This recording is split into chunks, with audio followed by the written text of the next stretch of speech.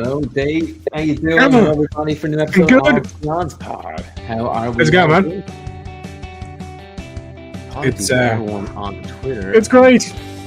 Who's this? Happy Prime Day. Get it? Yeah. Oh, guess what I've just learned? What's that? We've been knocked off Twitter game. Apparently, to use Twitter to stream now, you need a premium account on Twitter. Can't hear you. You can't hear me? Apparently, to stream on Twitter, we now need a premium account. It would have been lovely to get some information on that before we went live. Wow. You spanner. How about that? Yeah, when did that happen? No idea. I've heard nothing about it. I got no emails about such a notification. Nothing. Well, thank you, Elon. You absolute gent. Bellend. How you doing, buddy?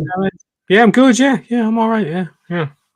Hello to the three of you out there who are watching us because we're no longer on the Twitter. Our biggest platform where people do watch us. That is crazy to me. We should send some tweets. Are we gonna go buy a premium Twitter account? God no, I'm not giving that prick any money. I mean, I roll my eyes every time I see a Tesla. I You want one though? I kind of want. No, I don't. I really don't want one. Yeah, I want one. Do you want one? Yeah, No. I got sold hard on one when this show my daughter watches, where it rained when they had the Tesla, and when it rains on a Tesla, the raindrops that roll off it create this kind of rainbow projected colors and shapes. It's amazing looking. I'll buy you a lolly or something. I can't drive a lolly. Yeah, don't. I mean, there's plenty of electric cars out there you could buy. Are they any good though? You know, are they? Have you seen the build quality on Tesla? Anyway, this is not Tesla talk. This is the Odds Pods Copalypse. The Odds Podcopalypse. Pod Apocalypse. Yeah. So how have you been? It's been a while. Sorry, I wasn't around last week. I was dying with a massive migraine, and it seemed like half the country had one. It was really weird. There was something going on with the weather. It was just triggering all us migraine types. I didn't know you got migraines that often. Are you subject to these things? That's a whole... Yeah, just whatever's going. Just to bring us back on form, I heard that feels rather like an end of the world. Can't see, can't really do much. Just sort of not great. In a dark room. I mean, I wouldn't recommend it. It doesn't sound like a party. I'm not won over by it. Yeah, no, it sounds like the aftermath of a party. Look, I'm fine now. It went away. It took 2 days, which was insane, and had to work through it too. So yay! But yeah, it's all good, man. It's all good. How have you been? Who's probably dealing with a migraine at the moment. Is that this guy? You're great with the old segues. Yeah, so we haven't spoken since the debate. Oh well, we did speak, but it was Alex. Yeah, did not go his way at all, did it? Didn't go anyone's way. Didn't go the world's way. I expected him to come out top trump on this, and that's not what happened whatsoever. Look at this. I got headlines coming out the wazoo here. We're ready for more puns. Yeah. Oh God. Yeah. God love him. Doesn't look good, does it? Do you think they're actually going to have a new candidate? I don't know. I mean, people who know these things, who are much closer, and analysts, and people from various different White Houses are saying, yeah, I mean, by the end of this month, we could see him stepping down. But I mean, it won't be anyone new if he does step down. It has to be the vice president. It has to be, right? So and that would be a good thing as far as I'm aware. But it has to be Kamala. Yeah. It would be a good thing, but for what happened at the weekend. And what happened at the weekend has cast our Big Orange Friend into a whole new light with his supporters. Yeah. And, you know, they're talking about angels saving him, Jesus wrapping his arms around him, and it's just like, what is going on? At the last minute. Yeah, you know. I mean, right, straight up, don't shoot politicians. Like, doesn't matter. You know, just don't shoot them. But fucking hell, like, I mean, yeah. What do you say about this? It seems like a massive security failure when there's footage of the guy on the roof a half an hour before he fired a shot. And they were shouting to, I was going to say guards, shouting to cops saying there's a guy on the roof with a rifle. Yeah. And he was there. Look at him over there. It's very just, conscious of this. Yeah. I mean, it was crazy to see it happen. And did you hear how he got in there? Like, there's this airport type security around the rally here, but he was just outside that. You know, throw your pinboard up there so we can have a look. But yeah, no, I know it's insane that, like, I would imagine. I mean, if a president was here, I mean, I've been in Dublin when the president has visited, and like every manhole is welded shut. There's snipers on every, like College Green that time Barack Obama was in town, that was a big deal. when Clinton was around.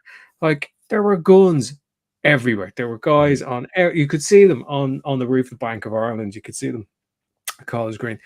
And I don't know, it just feels like at this thing they were like, I don't know, maybe because he was on, you know, friendly territory or whatever, you know, they thought it'd be okay. But yeah, just madness. And then he went, you know, I mean, we have to discuss how he's grown in his in his, I suppose, his media literacy. Like, he was born and bred on TV, this iteration of Donald Trump, and he has learned pretty quickly that a great image is worth far more than any speech, any rambling speech, with any number of tangents. And like, did he show that on he did.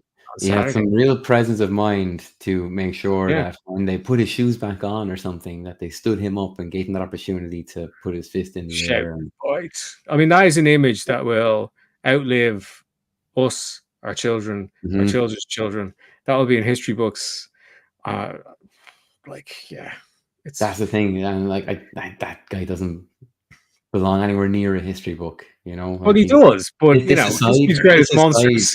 Well, I mean, this aside, I mean, assassination's attempt just should not happen on anyone, post-president or not.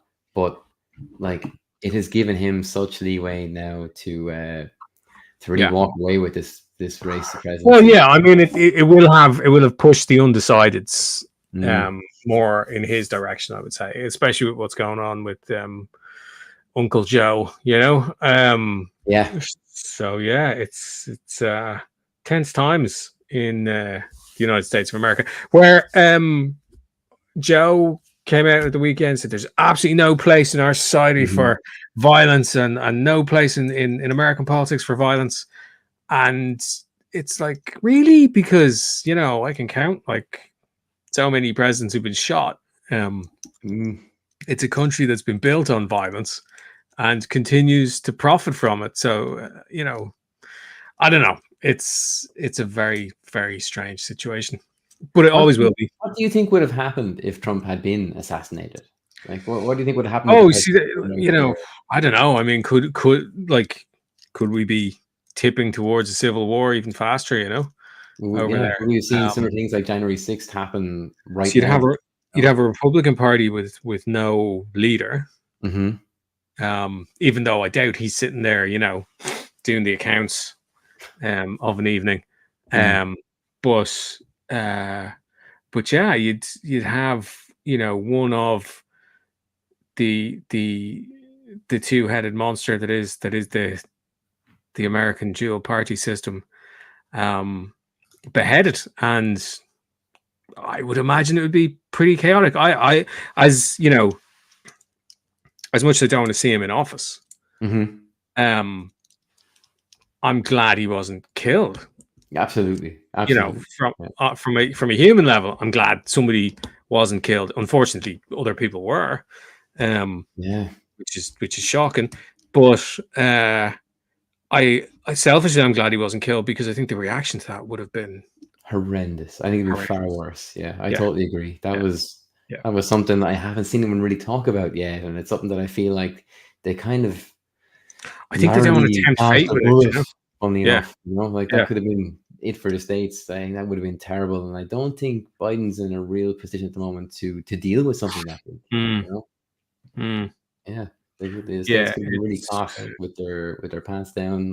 Things are not going to go right there until, I think, from what I hear about Capitol Hill acting as though like it's a funeral. Like they need to make a decision and move ahead with that decision, because this wallowing around is only going to give Trump more leeway. But with opportunities like this that he seems more than capable of using to his advantage. Make a decision in the Dems. Absolutely. Yeah, but you know, I don't know. I think Joe nearly took it as a reprieve at the weekend. That the focus wasn't on that for a few days at least. And now, you know, Trump has announced JD Vance is his running mate. Guy's only 39, so they're putting age out there. You know. Yeah. So yeah, look, we'll see what happens. But it's not looking good. No. Yeah. Do you know what else is not looking good, Dave? Oh no, what else is not looking good? God, right. Okay, speaking of migraines, right? So my eldest loves to watch this with me because he loves to watch my reaction. You know, and it's yeah. So this headline applies to a couple of weeks ago, right? A couple of weeks ago. The last two episodes, absolutely not. It's just gone back to where it had been for me, and which is really unfortunate. I mean, so many wasted opportunities. So I agree. Yeah. Like it seems like they're kind of forgetting their own storyline setups, right? They look at like doing like the Parent Trap in space. They don't do that. There was the whole, like, and you called that early on. You said they could have got more mileage out of swapping Osha and May around, and they failed to do that.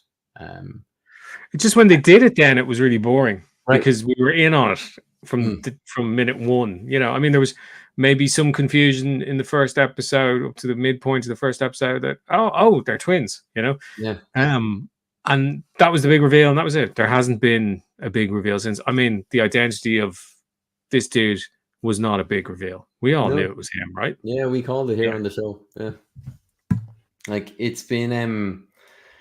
I've enjoyed what they've done with the whole lore of Star Wars, added things to and used things that have only been in one medium and then put it towards another. Maybe all of us are more familiar with it for Star Wars, but that's about it. That's about it. I'd love to see, like, I feel like they've done everything in halves in this. Like they haven't really hit those story beats that they've set up. And the story itself is supposed to be like from the point of view as from the Sith. Like, so not the last episode, but the episode before. Yeah, so that would have been like episode 6, I think. There's a scene with this dude, whatever his name is. The Stranger, I believe, is what they're calling him. He's not Darth anything. So, and they're trying to sex him up and stuff, and you know, very much so. Yeah. Played by Manny Jacinto, who is one of Earth's most beautiful people. You know, but go Panthers. But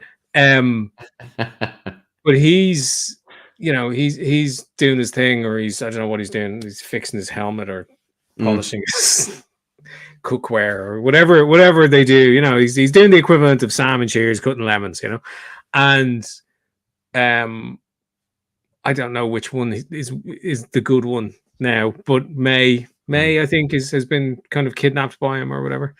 And she glances over at him, and he kind of reveals his back, and you see a big kind of lash, U-shaped scar on his back. Yeah. And then like 3 minutes later, we're over with the Jedi, and we can see that the Jedi lady, and this is after they've had a conversation about, oh, you may have had a master, you may have been a Jedi, and then the Jedi lady has a whip, has a lightsaber whip, and you're like, I mean, yeah, fine, but that could have been a huge reveal in itself, and could have been built up over 6 episodes. And it wasn't. It was just kind of, yeah, I have this scar, and it's because of her, you know. Yeah. Watch out for Big Vern. I think Vernestra is going to have that obvious reveal here with that laser, like a whip lightsaber. Yeah. And I just feel like they've shown us so much. Like, there's nothing like any good mystery, though. I will give it this thing. Like, every time we've been given answers to things that we desperately needed answers for, it's come with more questions, and I kind of enjoy that. Like, no, so long as it sticks the landing at the end. It won't. Like, I mean, it won't. And I mean, I'm not one of these, you know, in his mom's basement going, "Oh, they've ruined Star Wars." I love Star Wars. I love what they've done with Star Wars. 99% of the stuff they've done with Star Wars, they, you know, Kathleen Kennedy and her woke mob. But 99% of what's been done with Star Wars has been brilliant. Now, I am admittedly not a Clone Wars guy because I was too old when it came out to give it the time it needed. I was out doing stuff or working or whatever, and you know, to give it the time it needed for it to kind of become part of the fabric of my pop culture. But I really appreciate it because of what Dave Filoni's done in live action since, and I can go back and watch these things to get the references, you know, like Rebels, etc. But I really think they've messed up with this. Like, I just think this is it feels like it was totally written by committee, and I don't think it was written to any kind of agenda like the incels are saying. I just think it was kind of it's just kind of there's no there's no point of view. Like, you're looking at like The Last of Us, where very early in that show they set sets of rules. Okay, they did that here, but it didn't pay off. There hasn't been a big thing about the Jedi not taking out their lightsabers unless they have to take a life, that kind of stuff. They made a big point of that, and I was kind of thinking like, okay, we haven't seen much of that before. That hasn't been a hard, fast rule. Never been a rule. This being set before what we've seen, that stopped being a rule because of what we're about to see. Yeah. But I'm not seeing that happen. I'm not seeing lots of stuff happen. I feel like Osha, who was constantly changing her mind whether she's going to go good or bad, leaving the search for her sister or not being there for the her sister, none of it really built or led to anything specific. The best thing about it goes back to what you said before as well, was Basil, right? And what he was doing. Yeah, I mean, like, if there's little yolks on the beach. You know, those little things on the beach, the kind of mice / I forgot what they were. I got a name for them. They are. Yeah. I want to know more about them. I want to know more about them than I want to know about any human on screen in this show. I want to see more about this guy. I think this guy is really interesting. I think he looks really interesting. Here. Looks really interesting. I think he's quite interesting as a character as well. I think the best thing about this show has not been given enough screen time. I think Will Sliney and Charles Soule will be very happy where this ends, because I think this is the original Ren. I agree. Yeah, and the way he fights and the stuff with the arms and all that kind of stuff. Yeah. I think the guys are going to be over very happy. That reveal at the end. And there's a scene where I think at the end of episode 5 or 6, it's the one where they do the switch, and he comes across her on the ground, May, and the Kylo Ren music is played. Yeah. And it's like, well, if that's not a clue, they've done that a few times. He is the guy who brings the Sith back and, spawns that middle point of, the Force, The witch stuff, though. Oh, fucking hell. They went back and told the same story from a different perspective and still didn't make it interesting. Like, I think there's still potential there for these guys to to be interesting, but again, not enough screen time. I gotta tell you, I'm enjoying Presumed Innocent on Apple, which is a story that I know every twist of because I read the book way too young when I was like 11. Everything. Saw the movie when I was 13. And I'm really enjoying the TV show at the moment. And it's not a great TV show, but really enjoying the TV show at the moment. Ruth Negga is just like amazing in it, and as she is in everything. And Jake Gyllenhaal, like, you know, come on, make him Batman, will you?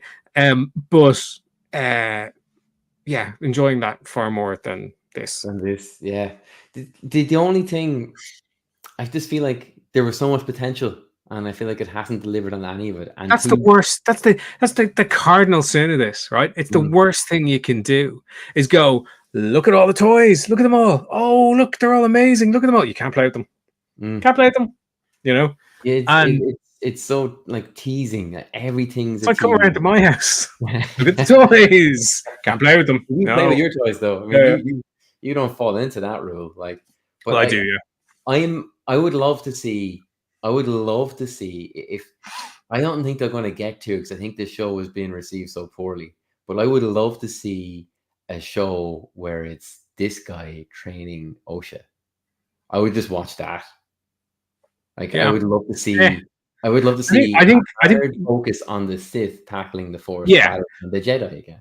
I think we might see a show with Manny taking the Sith forward. You know, but I don't think we're going to see this as a season 2 or something. I have to say there are certain scenes where it looks like a soap opera. I don't know what's going on. I mean, I look, my hat's off to anybody who's ever worked on Star Wars. It's just, to me, it's the pinnacle of ingenuity and design, and it's just you know, amazing. The just Industrial Light and Magic, you know, right through everything. You know, Ben Burtt, all those guys, right? And there are scenes in this where the production design, I don't know what it is. I don't know if it's because they're in the volume or because they're not, or I don't know what it is, but it looks like Days of Our Lives.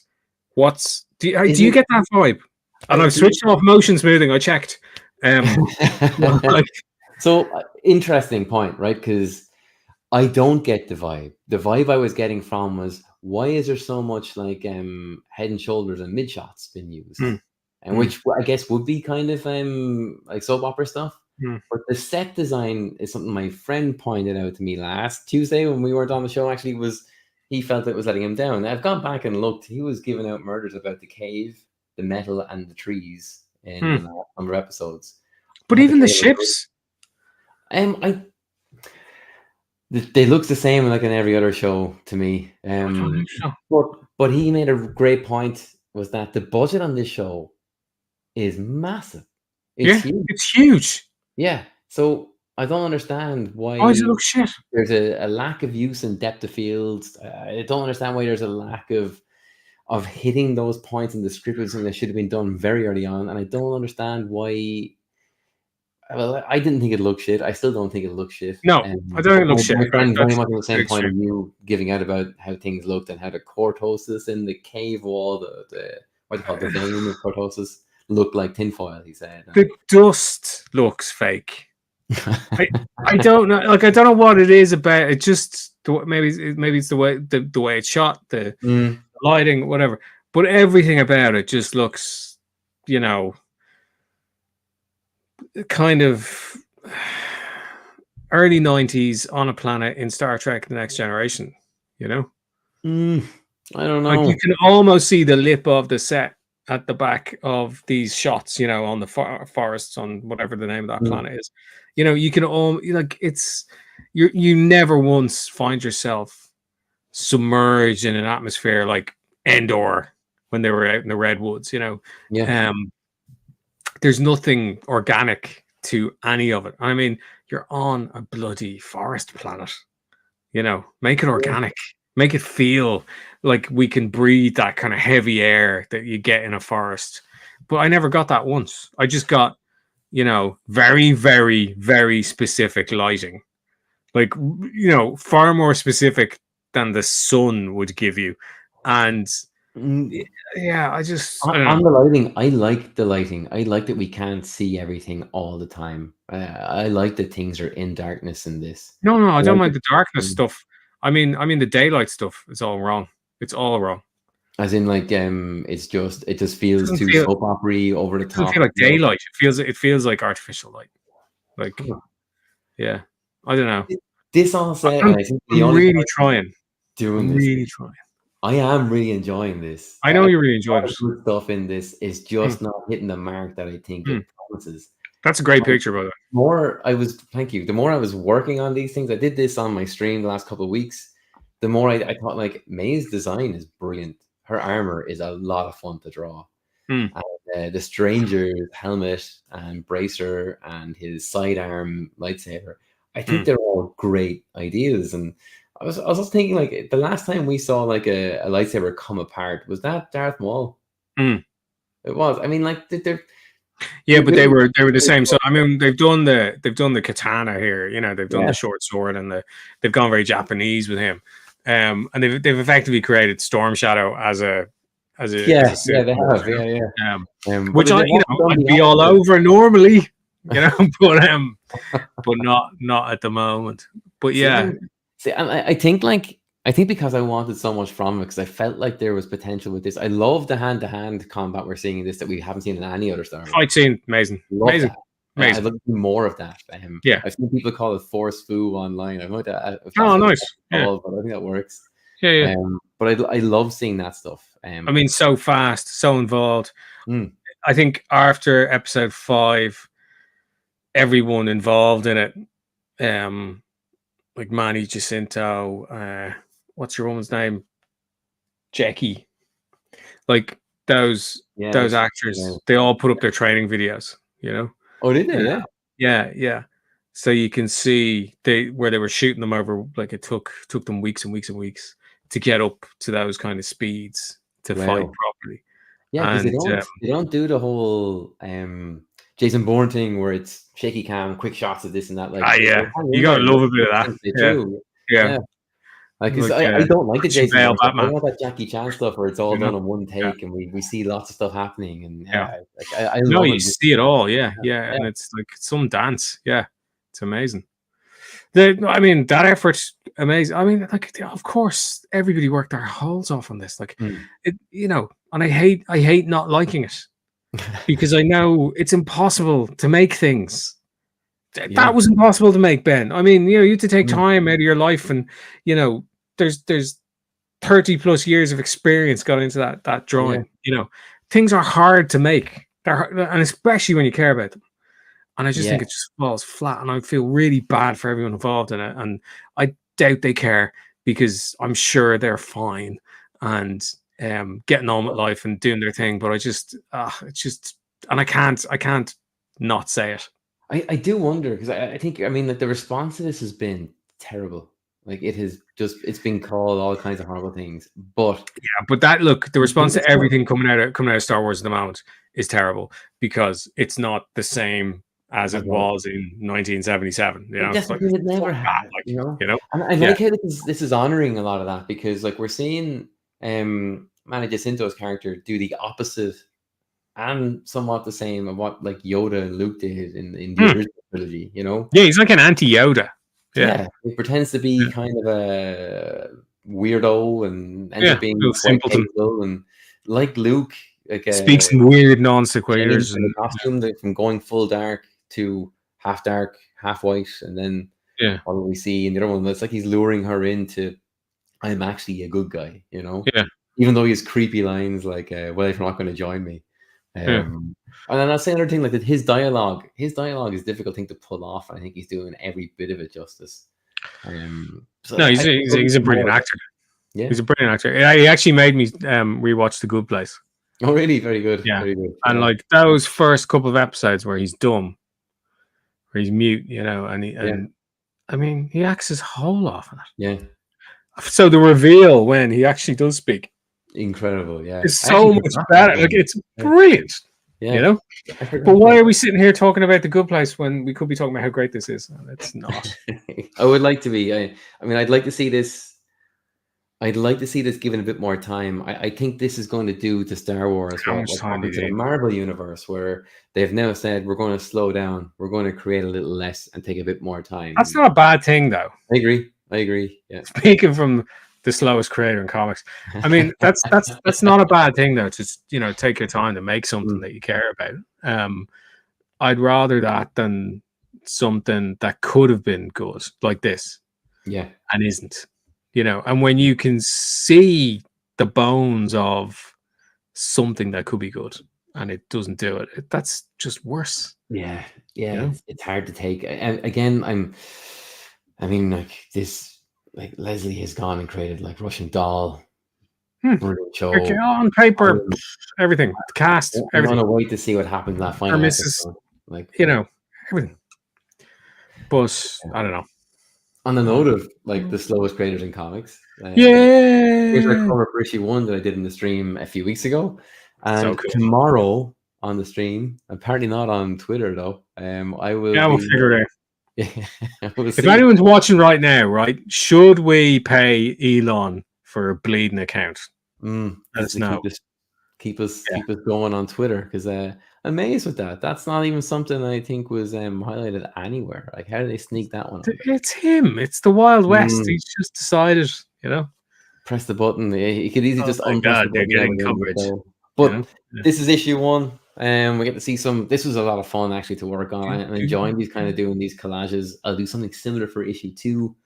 Thumbnails are undecided. So this is your issue 1 cover. Yes. All right, nice. And issue 2 is en route tomorrow. So I was initially doing a week of the odds and a week of something else and a week of the odds and something else. I think it makes way more sense just to do the odds for the next 2 weeks. I'll never do a complete cover in 2 hours. That would be crazy. But I am managing to get one done in about 4 or 5. You hear that, kids? 4 or 5 hours for a cover. That's what you're up against. This is quicker than I think I've realized. I thought it'd be close. Amazing, yeah. So I'll do it again tomorrow. We'll start it. We'll get halfway through a picture. We'll finish it the following week, and we'll just have 2-week blocks where I'm just working on the odds. I think the covers are going down particularly well, so we'll do covers. They look amazing, man. Yeah, they look amazing. I'd totally have that on my bedroom wall when I was 15. I'll get you a print. You can have one right now. Hey. We did get some beautiful colors through during the week. Yeah. So we might show them off next week, will we? I was going to ask. We didn't have time to run through them together today, but I think we really should, because Vittorio has been incredible. Oh my god, what an artist! Oh, he's unbelievable. I mean, you're great and all, but he makes you look so much better. Like he did. And then you both make me look amazing. Yeah, he does the thing like where he doesn't just like put in a texture brush, and he doesn't just put in a flat. Like, there's trees and grass that he's gone and painted in. There's layers and layers and layers of stuff there. Yeah, it looks stunning. Yeah. And like I've drawn it as a flat. So the fact that he's managed to make it work and add to it and put all this texture and depth is just incredible. If you're not following Vittorio Stone, give him a follow. His work is stunning. We'll stick his socials on our socials. I can almost hear like a Nick Roach looking up. A Nick Roach fangasm. Oh, that's what it was. Yeah. So San Diego shall soon be upon us. For all those who practice. And Hasbro have announced a couple of exclusives. So we've got our Marvel Legends Death's Head super exclusive, which you can only buy at the booth, the Hasbro booth at San Diego. Look, I'm well used to these things, and I guarantee you Hasbro will make it available in about 6 months' time on Hasbro. So don't be losing your mind over whether you can get Declan Shalvey to get you to walk down to the Hasbro Pulse booth at a specific time. I mean, even saying that, I just know he won't follow the instructions. I mean, I love you, Deck, but you're going to be busy enough. So yeah, but like Death's Head. Oh, sir. Has there been a Death's Head toy out before? There was a 3 3/4 inch one of the original costume, which was green. But this is a super duper kind of revamped costume. from later on in the run, and it's it's class. It is class. Every time I see him, I hear Nick's voice. Oh, same. Yeah. It even looks like that Nick Roche drawn jawline, you know. Like there is jawline, but it looks like the Nick Roche design, if you get me, you know. There is so there's some promo photos up on Hasbro, and the poses they have the character in are straight off Nick's pages from when he drew that. Yeah. Someone tell so me. He's like, come on, I need to get one, because he's not going to San Diego, but it's like, it's gonna be okay, man. I sent him this. We're not on Twitter right now, or X. Maybe it's because I keep calling it Twitter. But yeah, like I actually got to be the person who told Nick about this. Oh, really? Nice. Yeah. So how was that? Was there a big hug and tissues passed? No, it was over. It was actually in a DM on that website that Elon Musk owns. But there was, from what I could tell, there was a lot of fluid involved. So yeah, he was happy, excited, nervous, anxious, slightly depressed that he's not at San Diego. But yeah, no, he'll be fine. And don't worry, it'll come back up. But look at the box. It's the Marvel 90s trading card format. Oh my god, I didn't cop that. Yeah. I did not cop that. No. How awesome is that? That's fucking great. That's what a great idea. Anyway, let's move on to real toys.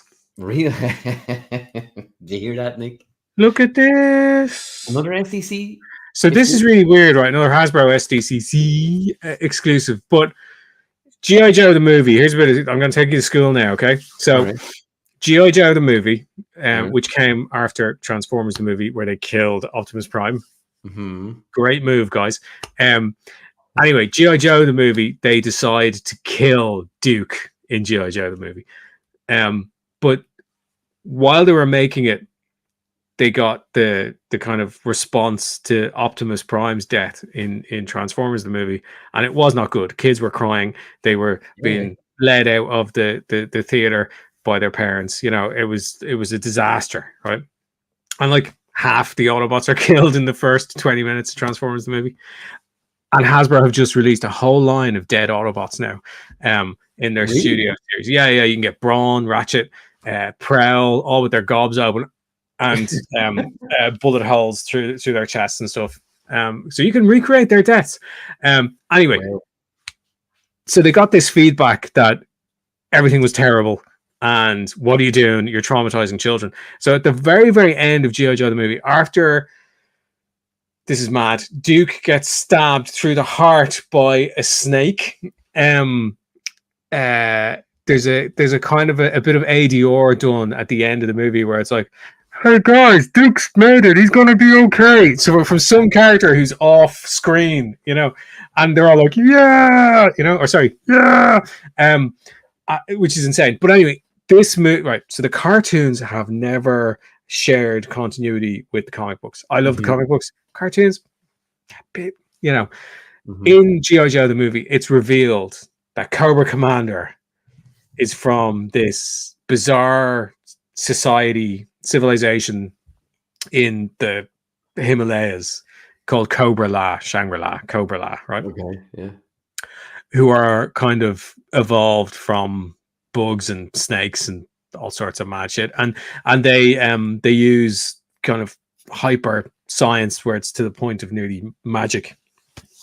I love that phrase, hyper science. It has to be. And at the end of the movie, Cobra Commander ends up kind of, he's given, I can't even remember, he's given some kind of thing that makes him de-evolve into a snake. Ooh. And this is part of the de-evolution of Cobra Commander. So it's called Once a Man because he's in it and he's like, I was once a man, right? That was actually really good.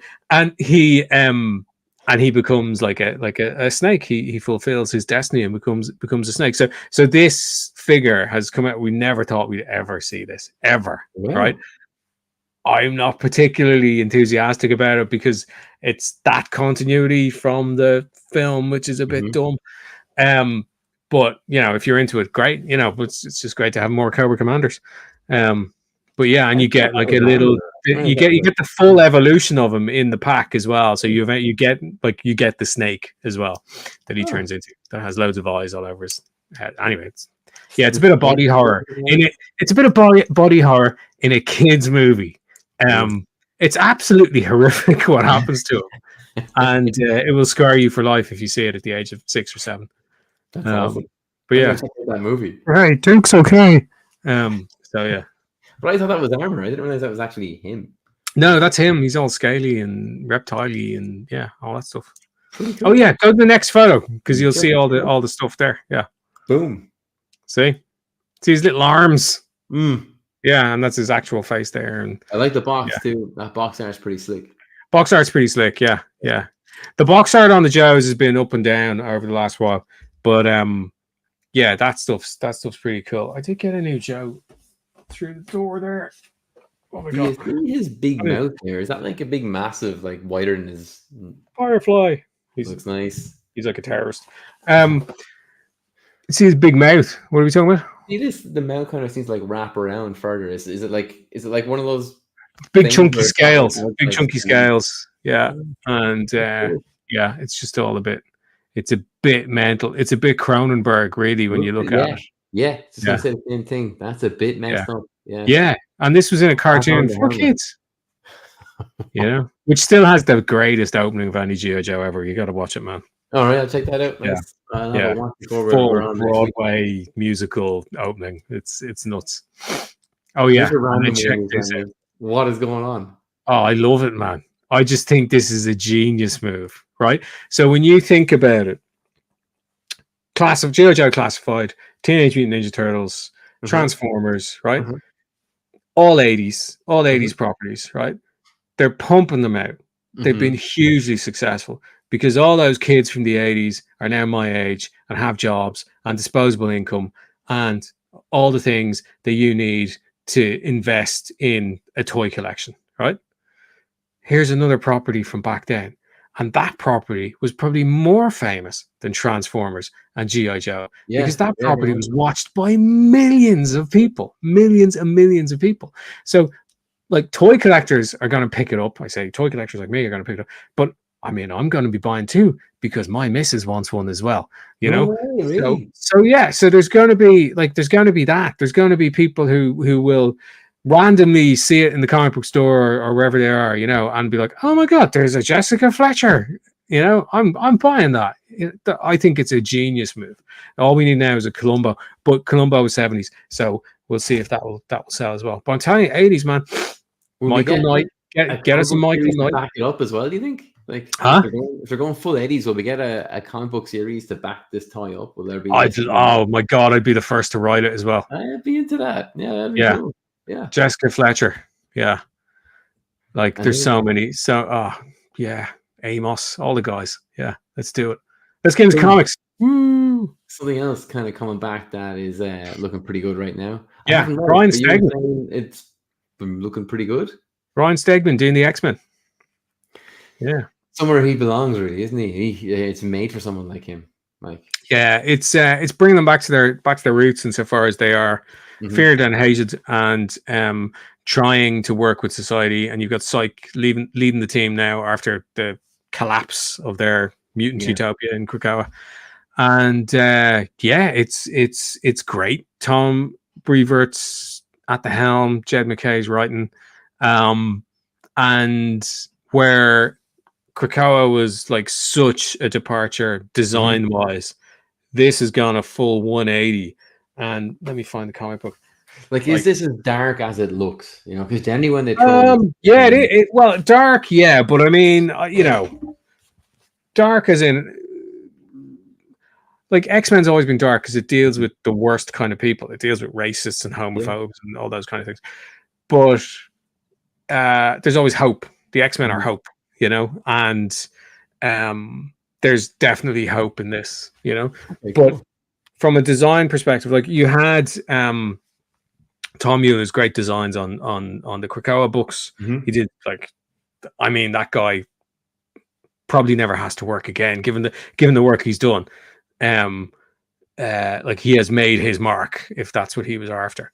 But now they have gone straight back to the 4-color 90s. Look at this. I mean, this just made my heart sing when I saw it. I was like, I mean, I love Tom's stuff, but this was like, oh, and again, it's about appealing to the 40-plus-year-old nerds. Feel coming home again. Like this feels familiar. I kind of know. Wait till you see the spread. Wait till you see the spread. Oh, really? Right. Look. Wow, look at that. Yeah, that feels like the 90s. Yeah. Bullpen bulletins and a checklist. Like, look at the checklist. Is there a message board in the back for these guys to? Like it's nice. It's great, and art's amazing. They do embrace modern technology at the end. The secret QR. Very clever. Very good. But yeah, it's really good. It's a great take on things. It is this. It's kind of a post-war story. It's what do you do with a society after everyone's had a pop at it, after there's been terrible death, upheaval, destruction. How do you move on? How do you go on? And that's what this is about. And it's about moving on and trying to exist, just to exist, you know. And that's how X-Men team too. Like that team together. I mean, that's gonna be a lot of fun. I think anytime they have magic in the X-Men lineup, it's always a fun read. That's great. Yeah. So the new other X-Men books will be out. I think this one is there one next week. Gale's one, but in fairness, Big Bang. This is a big number one this summer. What was the DC one? Absolute Power. Big number one in the summer. Yeah, they're like $5.99 books, I think, US. Yeah, $5.99 US. You know, Big Bang was selling all the issue ones at $2.99 to get people to try it. You know, it's sold out. So good job. That's a great move. Yeah, fair play to Big Bang. That's a very brave thing to go do. I mean, they don't have to do that. No, they don't do that at all. Anyway, speaking of 90s greatness. Free Agents came out, so that's Stephen Mooney. That's today or last week, wasn't it? Last Wednesday. It was 2 weeks ago. Kurt Busiek. Yeah, because it was when we did Alex's show. It was just out. Kurt Busiek, Fabian Cesar, Trina Farrell, our old pal. And it's it's exactly what you think it is, and it's brilliant. Those guys, just brilliant. What else we got?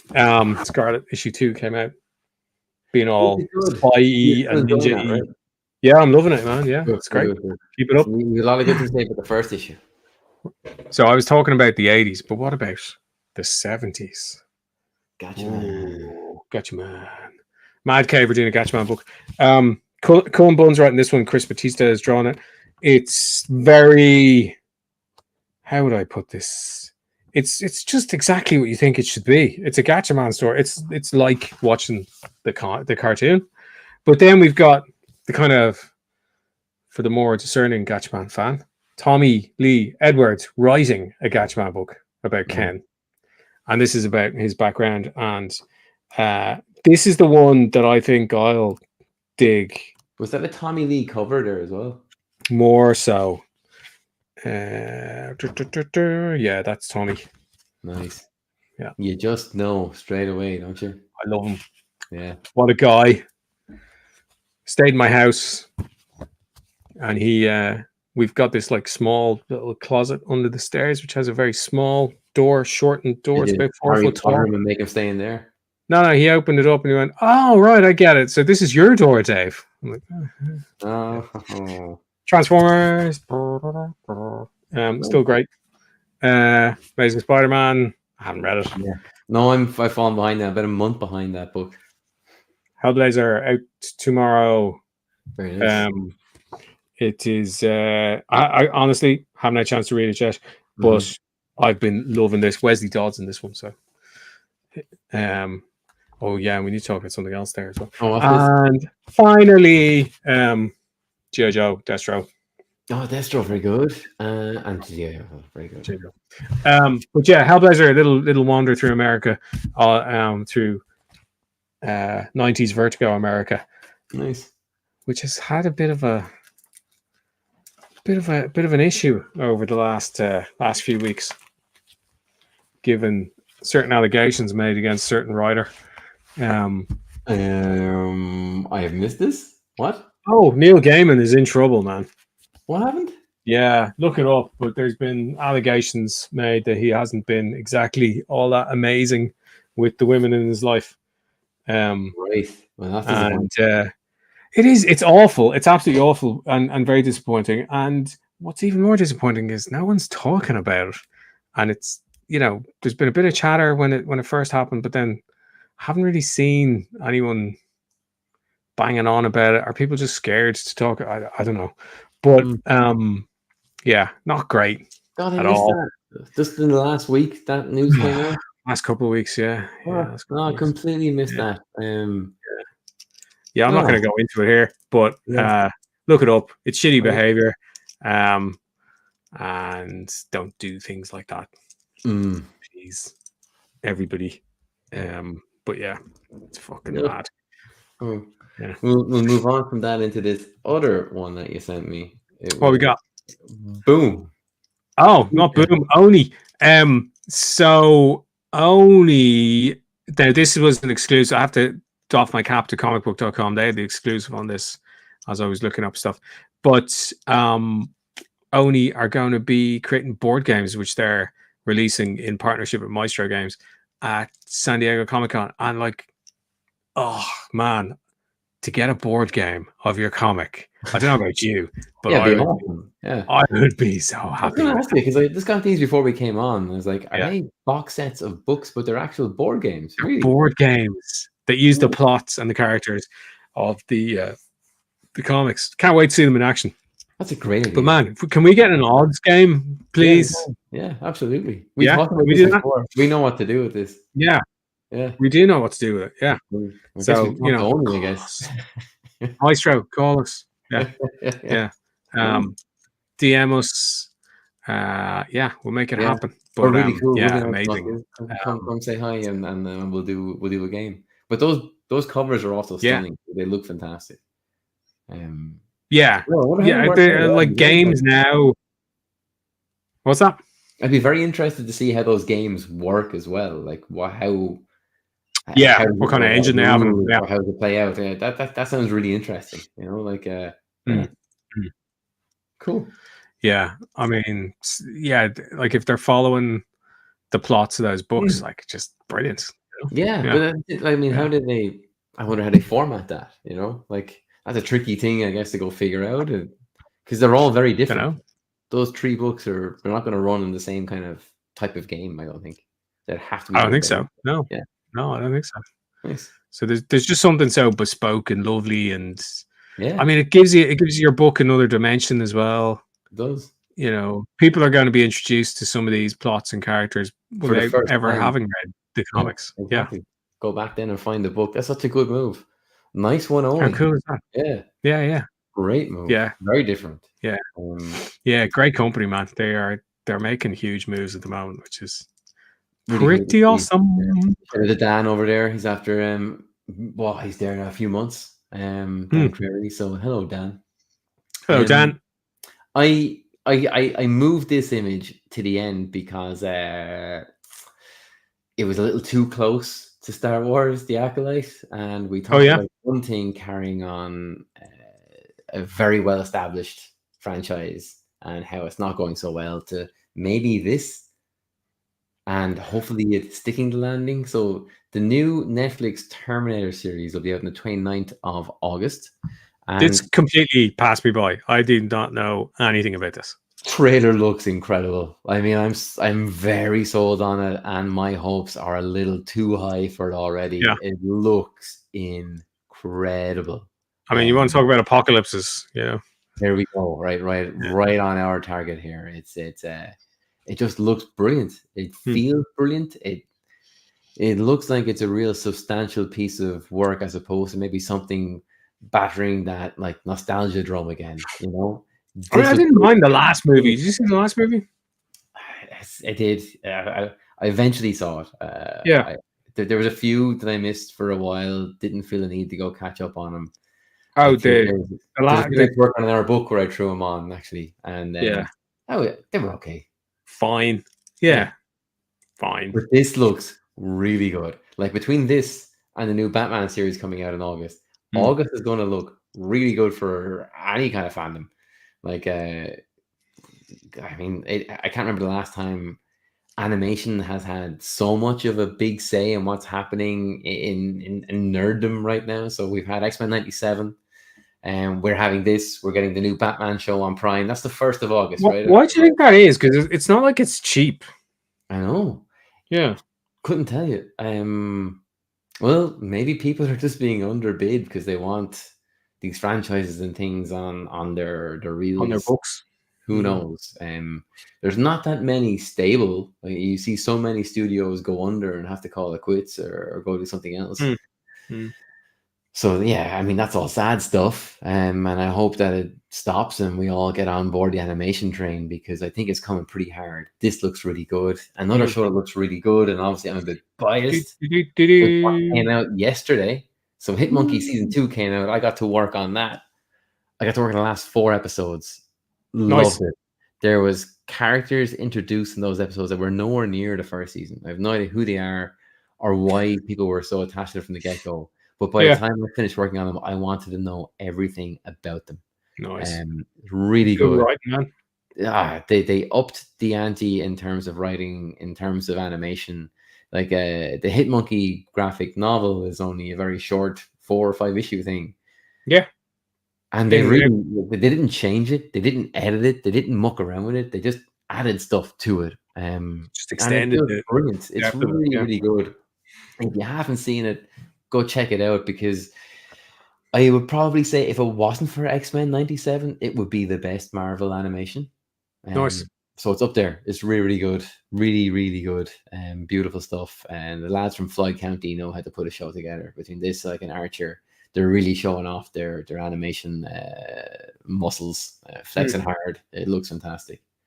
Have you seen the first season, by chance? Yeah. So the first season, loved it. It was hilarious.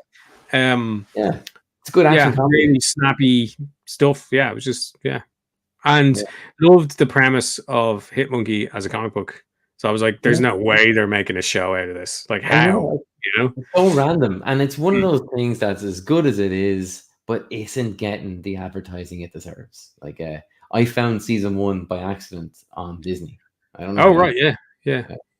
I just saw a banner and said, "Oh, this is cool," and it was cool. Well, it did feature in a Hall H presentation ages ago, when they were, I think, probably the first one they announced X-Men 97 on. So that was like, maybe 4 or 5 or 6 San Diego's ago. Oh yeah. And we should say Marvel are back in force in Hall H. Yeah. In San Diego, they're doing 2 days in it, and I think for the first time you got CB, friend of the show, and Kevin Feige on stage at the same time talking about comic books. Yeah. Comics are back in San Diego. It's not just a means of launching a new TV show or a new film. It's such good news. Yeah. A little bit of validation from the man upstairs, Do you think? Not that anyone needs it, but it's all good. Do you think, like, with all the stuff they've been doing so well in animation recently, that there'll just be more and more? I really hope so. Spider-Man so season 2 of X-Men is nearly done, nearly produced. The season 3 plots are being, from what I hear, being signed off at the moment. Oh, brilliant. That's great. And listen, man, I would be just happy with X-Men animated. I don't need to see them in live action. And what would be really awesome is if the MCU does the X-Men but picks it up now from 97. So it's however many, 27 years later. And if they want to go live action, fine.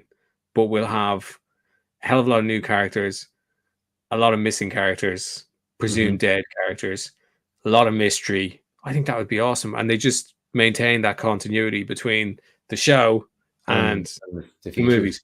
They're not going to do that, but that would be awesome.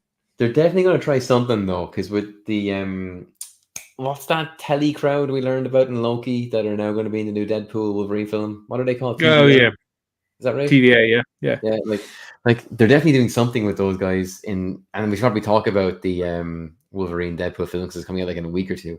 But like they're definitely doing something there, I think, to reestablish more of reestablish Marvel characters. People who have probably come to the end of their time serving a character on screen. There's an opportunity to introduce someone else going to take that character over because, I mean, there's so much talk about this character being in it, being played by X, Y, or Z, and it looks like it's a bit of a chance to give birth again to a new Marvel universe. And those claims of maybe Deadpool calling himself Marvel Jesus are there for a reason, you know. Do you think Hugh Jackman's going to stick around? No. I get the feeling he is. You think so? I think this is it. Because I know it was difficult to get him on this because he felt Logan was, and it was done so well, and it was a great end to a character he played for a long time. So I don't know if he come back again unless, like, again, stakes been pretty high, really worthwhile. And I want to fight for back to what you said about this. I am worried about it. There's so much advertising in so many wakes of life for this one film. When this happens, it's generally a bad film. And the more or the closer we get to release date, the more I'm seeing, the more I worry. Like, how do you feel about it now? Have your nerves settled a bit? No, not at all. Yeah, not at all. Now, you know, it's not like Marvel are promoting much else at the moment. So yeah, they're putting it all into this. But oh my god, the promotion's been relentless.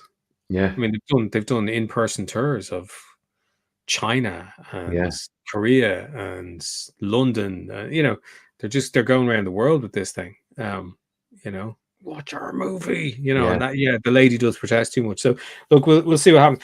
If you want to go see a great movie, go see Long Legs. It's absolutely terrifying. Is it good? Yeah, and Nicolas Cage. Yeah, it's great. And directed by Oz Perkins, who is Anthony Perkins, Norman Bates' son. What? Yeah, he's written and directed a lot of horror movies, but he was in Star Trek as well. But he's the original Psycho's kid. So imagine what kind of movies he makes. Makes sense that he Long Legs is just insane. Yeah. What's that down the end then? Tip of the cap to our friend Deck, whose book is I suppose so. Yeah. Since we have to, he's nice and all. Yeah. Another beautiful cover, standard Deck making something completely eye-catching that also just holds your attention. He's pretty good at this. I mean, he's trying to go for a record with the most X-Men on a cover. Is he? I don't know. No, he's not, because X-Men 1, there was a variant of X-Men 1 last week which had like, I don't know, like maybe 1,000 mutants on the cover. All right. But but it's an interesting cover. I get the homage. There's a Days of Future Past element here. There's it's interesting. She looks tough there. She looks super buff. The buffest I've ever seen Mystique. And I get massive. Well, that has to be because it's Deck, but I'm getting massive spy vibes, which I really like for her character. So yeah, like defo. It's gonna be spy trigue. Yeah, spy trigue. Yeah, like that. Yeah, big time. And then that would be all the images I have for you today, Dave. Very nice. Well done. A great bunch of images all together now. Hey. So what are we going to do? We'll have to have a production meeting and figure out how to deal with this South African Nepo baby diamond mine freak. Don't buy a Tesla, man. I can't. I won't. It's not happening. You know. Okay, good. No, okay, I can't do that. But I would like my car to have rainbow colors on it, I guess. Yeah. If I was you, right? Don't take my word for it. Go check out, Gary Whitta, the director. Yeah, guy who made Rogue One. Go check him out on Threads. All right. He's got the straight dope on Tesla. Oh, I thought you were going to say he's going to sell me a car. I was like, oh, I'm still in 2 liter away, you know? Yeah. But he knows the score. All but right. yeah, that was a fairly comprehensive roundup there, young man. It was good. I think we should try and figure out what we'll do with Twitter off air, but we should tell everyone where we'll be, how they can find us. Where will you be tomorrow, Bennessy? Well, apparently I can just be on Twitch and YouTube. We'll be drawing the second cover of our odds series, and please tune in. It'll be a good one. And we have a body horror earlier on tonight. This will be more body horror type stuff. I think you're going to like this character we've got coming. I like him. Makes a fine cup of coffee. No, it sure does. Yeah. And some apple pie. And you can, well, you won't be able to find me anywhere tomorrow because I'm busy, so leave me alone. But yeah, I'll be back here at some stage again, annoying you with my stuff. Excellent. All right. So this guy is Dave Henry. I'm Ben Hennessy. We've been the Odds Apocalypse. That's Optimus Prime. That's Optimus Prime. We'll see you guys next week when hopefully we'll have figured out this whole Twitter thing. Bye-bye.